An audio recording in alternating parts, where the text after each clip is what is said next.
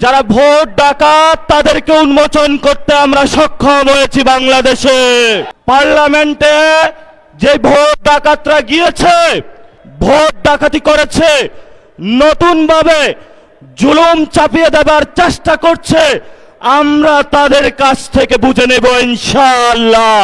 11 দলীয় জোটের সম্মানিত নেতৃবৃন্দ, আমরা আল্লাহর কাছে শুকরিয়া জানাচ্ছি যে আল্লাহ তাআলা জনগণের সামনে যারা ভোট ডাকাত তাদেরকে উন্মোচন করতে আমরা সক্ষম হয়েছি। বাংলাদেশে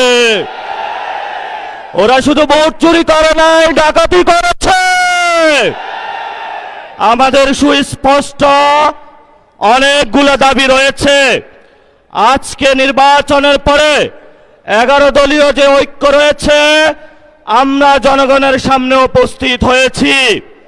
আমরা প্রথমত বলতে চাই, পার্লামেন্টে যে ভোট ডাকাতরা গিয়েছে, জনগণের সামনে আমরা বিরোধী দল হিসাবে হাজির হয়েছি। আমরা রাজপথে থাকব, কড়ায় গন্ডায় ইঞ্চি ইঞ্চি করে জনগণের উপরে যারা ভোটের ইঞ্জিনিয়ারিং করেছে, ভোট ডাকাতি করেছে, নতুন ভাবে জুলুম চাপিয়ে দেবার চেষ্টা করছে, আমরা তাদের কাছ থেকে বুঝে নেব ইনশাআল্লাহ। আমি সংক্ষিপ্ত কথা বলবো। আমাদের ভাই শহীদ উসমান হাদি আজকে আমাদের মধ্যে থাকতে পারতেন। সংসদ সদস্য হিসাবে ঢাকা 8-এর আল্লাহ ওনাকে শহীদ হিসাবে নিয়ে গিয়েছেন। আমরা বিচারের দাবিতে মাঠে গিয়েছি। আজকেই যেহেতু বিরোধী দলীয় যাত্রা হচ্ছে এই বায়তুল মোকাররম থেকে, আমি সরকারের কাছে আহ্বান জানাবো, দেশের কাছে আহ্বান জানাবো, প্রশাসনের কাছে আহ্বান জানাবো, আপনারা দ্রুত গতিতে শহীদ উসমান হাদি ভাইয়ের হত্যাকাণ্ডের বিচার যাতে হয় সেই উদ্যোগ নিন। আমাদেরকে এতদিন বলা হয়েছে বিচার এবং নির্বাচন মুখোমুখি দাঁড় করাবেন না। আমরা মরিয়া প্রমাণ করিলাম যে আমরা নির্বাচন বিরোধী নই।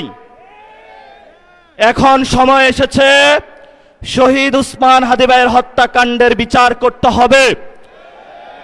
তৎকালীন সময়ে সংস্কারের নিয়ে বলা হয়েছিল, সংস্কার এবং নির্বাচন বিরোধী করার চেষ্টা চালানো হয়েছিল, ত্যাগ দেওয়া হয়েছিল, ওরা নির্বাচন চায় না। আমরা তোমাদের চোখে আঙ্গুল দিয়ে দেখিয়েছি আমরাই বাংলাদেশে গণতন্ত্র চাই, তোমরা চাও ভোট ডাকাতি করতে। এখন সময় এসেছে, কোনো 9-6 চলবে না। সংস্কারে জনগণে যে হ্যাঁ ভোটে ম্যান্ডেট দিয়েছে, দ্রুত বাস্তবায়ন করতে হবে।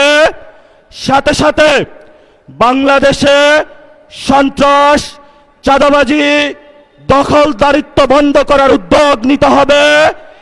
এবং নির্বাচনের আগে আমরা এই বায়তুল মোকাররমে দাঁড়িয়ে একটি প্রটেস্ট করেছিলাম। ভোট ডাকাতির জন্য আমাদের জামাত ইসলামের এক ভাইকে খুন করা হয়েছিল। আমরা বলেছিলাম আমরা আবার আসব, দ্বিগুণ হয়ে আসব। এসেছে দ্বিগুণ হয়ে। আমাদের ভাইয়ের হত্যার বিচার বুঝে নিতে হবে। রাজপথ সংগ্রাম জারি রাখতে হবে। যেই বোনদের উপরে আক্রমণ করা হয়েছে, পেটে লাথি মারা হয়েছে, বোরকা ধরে টান দেওয়া হয়েছে, গুলিবিদ্ধ করা হয়েছে, পা ভাঙা হয়েছে, প্রত্যেকটির হিসাব কড়ায় গন্ডায় আমরা ইঞ্জিনিয়ার তারেক রহমান থেকে বাংলাদেশে বুঝে নেব ইনশাআল্লাহ। আমরা একমাত্র ভয় পাই কার কাছে? আল্লাহ ছাড়া আমরা কারো কাছে ভয় পাই না। হে মালিক, তুমি আমাদের রক্ষাকারী, তুমি আমাদের রিজিক দাতা। যারা এই বাংলাদেশে জনগণ 17 বছর অপেক্ষা করেছিল, আমাদের অধিকার ছিনিয়ে নিয়েছে, ভোট ডাকাতির মাধ্যমে ভাইদেরকে হত্যা করেছে। আরশের মালিক তোমার মালিকের বিচারে আমরা বিচার রেখে গেলাম। তুমি তাদের দৃষ্টান্তমূলক শাস্তি বাংলার মাটিতে জনগণের সামনে করবে। আমরা আজকে তোমার মসজিদের সামনে বিচার রেখে গেলাম। বাংলাদেশের মানুষ হতাশ হবেন না। লা তাহজান ইন্নাল্লাহা মানা, আল্লাহ আমাদের সাথে আছেন, শক্তিমান, ভয় নাই, জয় করব আমরা ইনশাআল্লাহ। দ্বিগুণ হয়ে পার্লামেন্টে যাব। সবাইকে আসসালাম, সবাই দোয়া রাখবেন। আসসালামু আলাইকুম ওয়া রাহমাতুল্লাহি ওয়া বারাকাতুহু।